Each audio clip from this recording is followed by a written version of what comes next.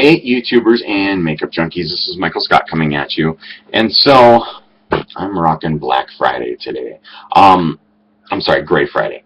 I love this nail polish. It has very, very quickly become my favorite. It's, a guy can easily get away with this because it is so dark, but it's got that gray shimmer to it as well. It's really phenomenal. It's almost like you've got a black nail polish on the base, and then you've like lightly spray painted light gray over it, or gray over it, so you get this really great fleck or transition type deal going on. So absolutely in love with this. So I thought I would do a gray eye based on the Gray Friday. So in order to do that, I've been looking into a couple different videos this morning trying to figure out what I want to do. Obviously, I've got my warm cap on today because we've got yet another snowy day here in Colorado. So with this eye, I'm going to kind of do a little bit reverse. I'm going to do dark on the lid and then light all the way out. So we're going to start with our primer potion. I'm just going to use e.l.f. today. It's a great primer. You don't need to spend, I don't know, 20, 30 bucks on a primer.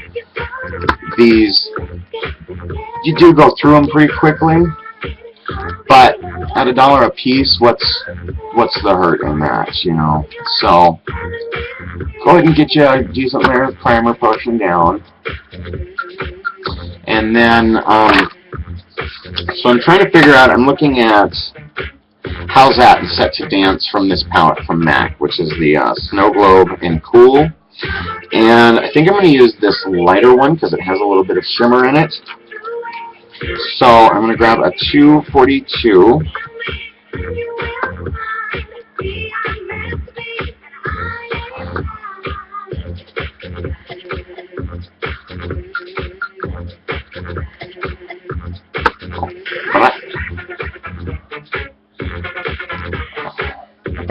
Alright, so, and as you can see, this one's really well pigmented. You don't need a ton of it. Alright, so I've got, just to show you, you also don't need to use really expensive products. This is actually something from my mom's old makeup set. I really wished I'd gotten some of that stuff. Had I known at the time, I would have asked for that. But anyways, this is Jordana, which isn't, I don't even think I've seen it here anymore or anywhere. But it's Sea Mist, and it's an inexpensive shadow. So I'm going to take the 19, I looked at it this time, the 19 Pro Crease tapered brush.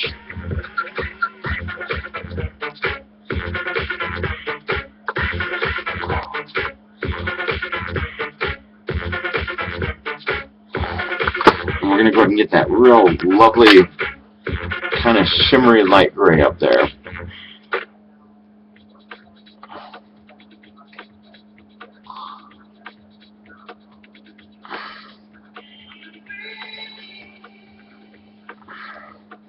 And I'm going to get a good amount on there because I'm really wanting to blend this out completely and have it, pretty much everywhere.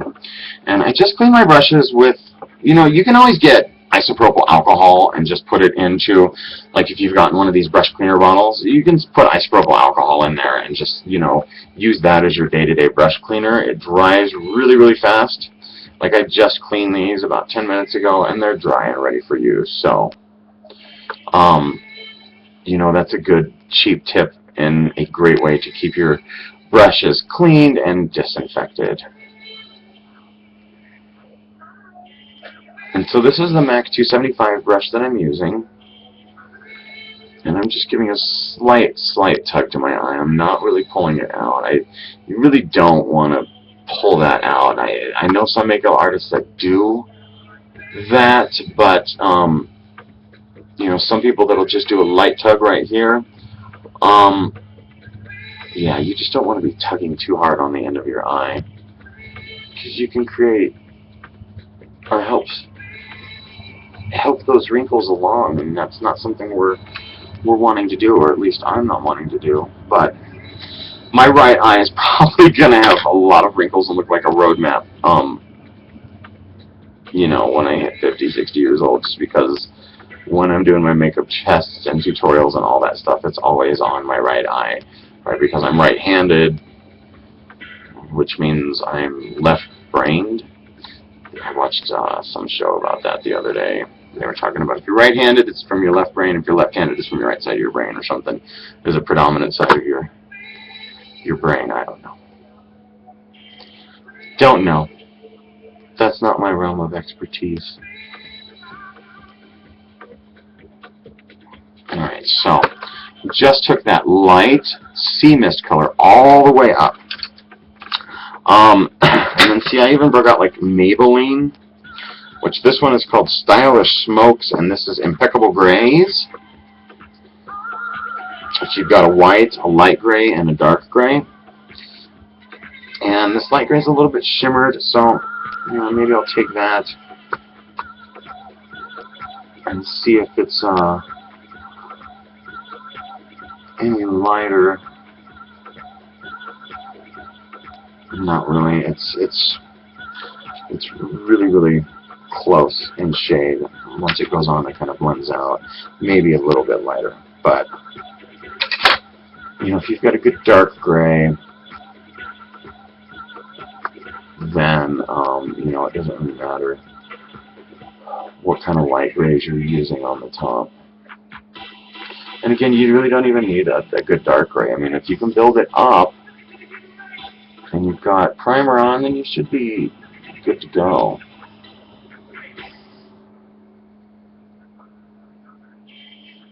And I'm going to try to pull this out just a little bit on the end to kind of give it more of an editorial type look.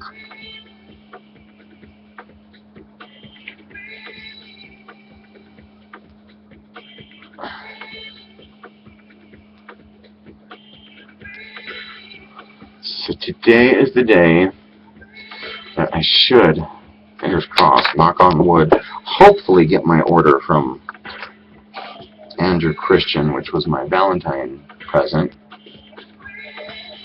I'll do an unboxing video for that because I ordered a lot of sportswear.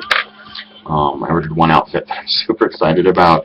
Elliot calls it, and a lot of my friends make fun of me. They call me the Oshkosh because I tend to get those. When I'm vacationing, a lot of us gays tend to go down to Puerto Vallarta for Thanksgiving. It's just, there's a circuit party going on, usually every year, called Latin Fever, and so a lot of us go down there, and I like to have these really light, cottony outfits that are matched. So I totally ordered one like that from them. They like the shorts and the top match. So, anyways, so now I'm going into the darker gray, which is called Set to Dance, and I'm gonna take that right along the top here.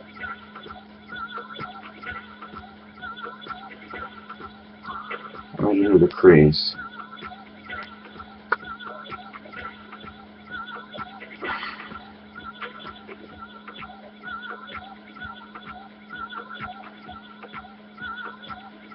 Now this one's really dark, and it's matted, totally matted out.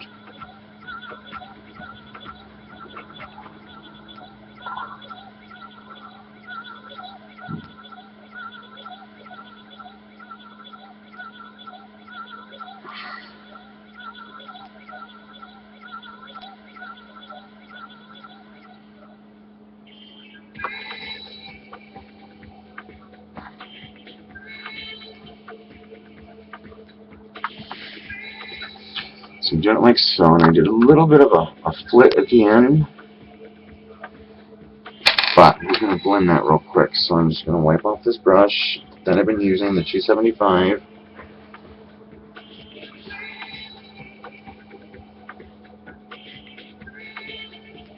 And we're going to go ahead and blend.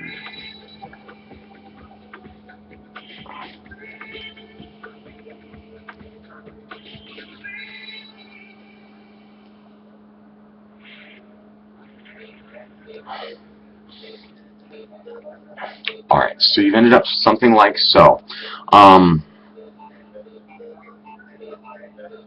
Blend a little bit more here. And I really want kind of a distinction. So I'm going to take some more of that.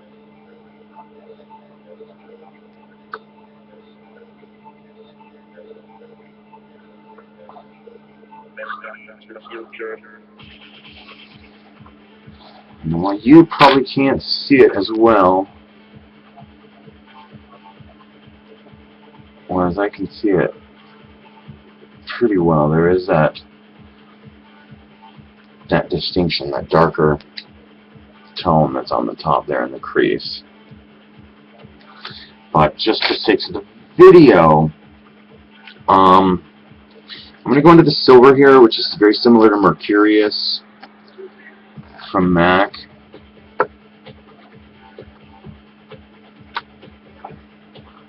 And so I'll just tap that right on top of that other gray.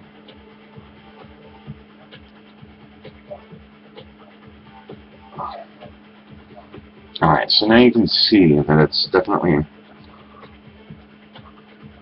a lighter and shimmery lid. Now, for some reason I've not been a huge fan of this silver that's in this kit, this set, whereas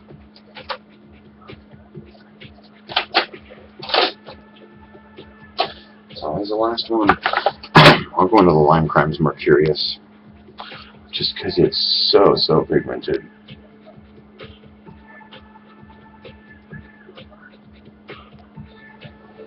Alright, there we go. So you can really see.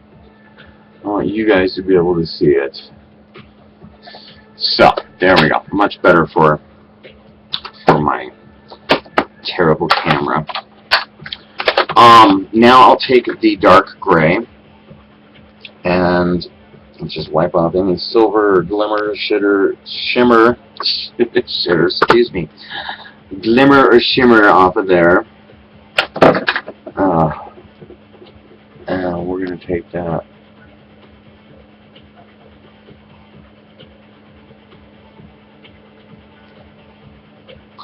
Just in so far.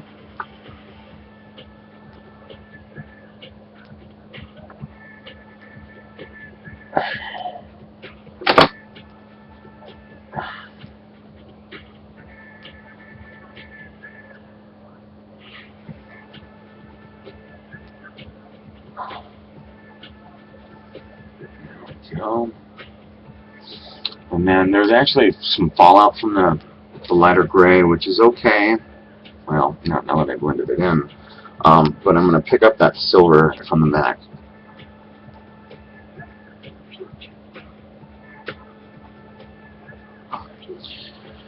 Just do that on that inner corner. Now, as you can see, that white's really coming out on the top. So if you wanted, and I've seen Goss's technique today about doing this, it's pretty much, I think all makeup artists kind of use this tip. If you kind of miffed up your eye, take the wipe, go from the edge of your nose to the edge of your eye. That's where you should have it in, so you can just take a quick wipe up. I usually do it like so. But, I didn't necessarily need to do it on this one, but I just want to show you guys that. So I'll just take this 224 real quick and blend.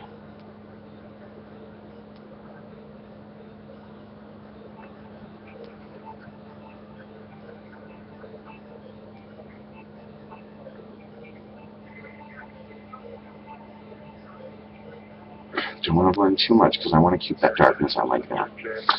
And then, so let's test another theory or thing that I heard on YouTube, which refers to the stick that you can get from e.l.f., which is the primer stick. That's the dual-ended one, and it's got the liner sealer. Now, according to the review or the video that I seen, you supposedly are supposed to be able to dip this into a color and then be able to make it into an eyeliner. My problem is that when you do that, are you going to be, you're going to have to clean your brush off every time, or you're going to end up with this ending up very mucky. Let me just show you my clear eyebrow gel, which I will usually go over after. This is supposed to be clear. I usually will go over after I've put my color on, and so when you put it back into the tube, this is fine for me, and I use this on myself only, but I think it'll do the same thing in this when you're doing it.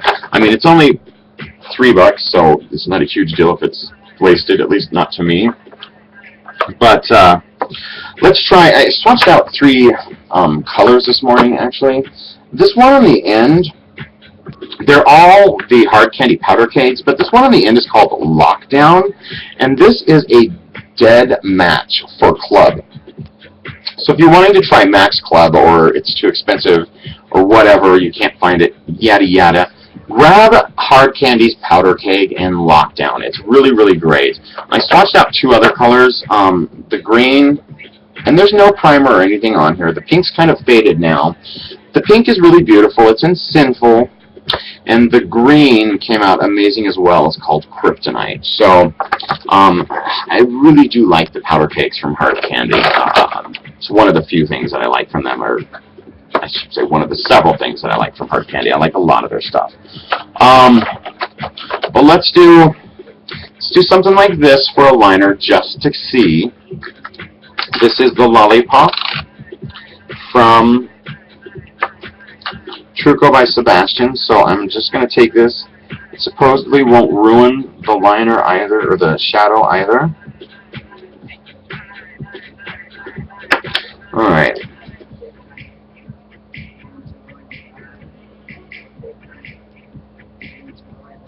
Okay, so yeah, it is definitely working in that it's making a nice liner.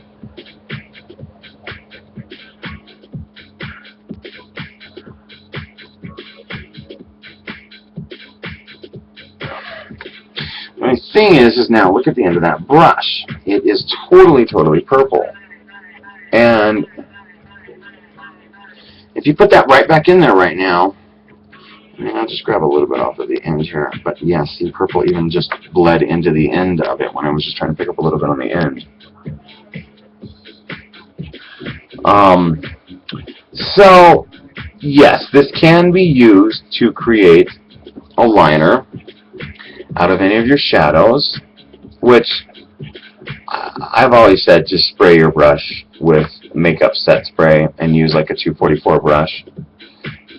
I guess the person that I was watching just thought of this as an easier, quicker technique, but I highly recommend that you clean this before sticking it back in there.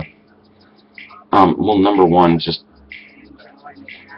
for sanitary reasons, but number 2, you don't want to be getting, you can see there's a little black on that brush. That's from going over a black to seal it, and it stained the brush itself. So if you're doing like green and purple and all these different colors, and then you're mixing them back into that clear, because you can't see through it, doesn't mean that it's not totally icky. Like I said, this one is a really good. It generally only goes over brown, but first it went really, really cloudy, from clear to really, really cloudy, to then it started taking on, a brown type color. I suppose if there were enough in here, it would get to the point where I could just use this totally to color my brows in, because it will have absorbed enough of the brown color. But I always set my brow at the end with this, and there's usually color on it, so that's why it gets murky and dirty. And so I would not recommend, it certainly does work as an eyeliner, but take your 244, squirt it with some Fix Plus spray. You can even use like Lock and Seal if you don't want to spend a bunch of money. So just dip it in the Lock and Seal, and then pick up your shadow that you're wanting for a liner and put your liner on that way. And then you can set it as, you know, it's meant to be a setter or a finisher, liner sealer. It's meant to seal your liner in. So I generally don't use it, though. I've used it maybe once or twice, and so it's, to me, it's an unused end of the e.l.f. stick. But if you spent $3 on it and you're wanting to make sure you get good use out of everything, that's a way you can use it. Just like I said, make sure you clean the brush after each time, because you don't want to end up with, you know, murky, icky gel, and you won't even know that you're using murky, icky gel because it's not see-through, and so you've just got this black container. But so there's kind of the basic gray eye with some purple mascara, just done really, really quickly. Let's throw a little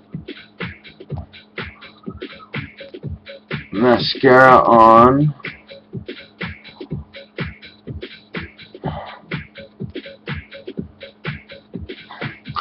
But on the whole, oh, another thing that they were saying in that video, I don't remember who it was, and I could look it up, but I'm not going to because I don't want to really bad talk anybody. But you know, I think they just may not have known.